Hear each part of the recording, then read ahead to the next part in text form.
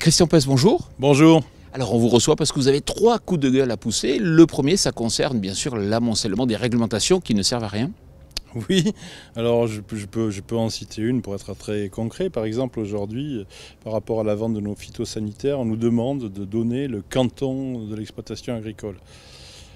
Somme de travail énorme chez nous, parce qu'il faut aller distinguer chez l'agriculteur où il exploite ses terres, etc. Utilité, valeur ajoutée, y compris pour l'État, on en doute vraiment. Mais voilà, ça va déclencher une somme de moyens chez nous, un exercice obligatoire dont on sait qu'il ne servira à peu près à rien.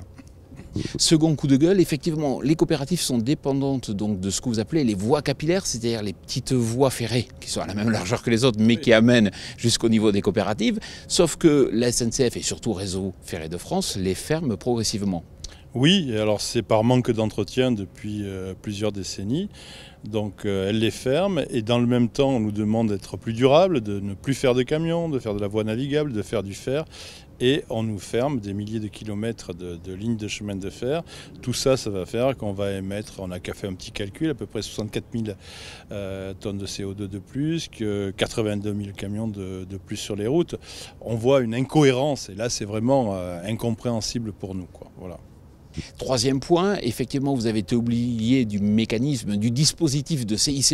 Alors vous avez manifesté, on va dire, au travers de lobbying, au travers de différentes actions, pour dire attention, les coopératives sont actives dans le paysage économique et il faut qu'on ait les mêmes avantages, effectivement, que les autres entreprises. Vous avez été écouté ? Partiellement, effectivement, on vient d'avoir l'annonce que la semaine prochaine, normalement, une proposition de loi devrait être introduite dans la loi, nous exemptant de ces 3 S, une taxe spécifique des coopératives.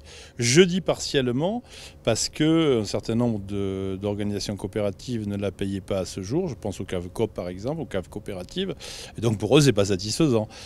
Et puis l'histoire du CICE, elle est un peu tortueuse aussi, c'est-à-dire qu'on a été débouté pour toucher le CICE par Bruxelles. On n'est pas tout à fait convaincu du niveau de défense de la France sur le sujet à l'origine.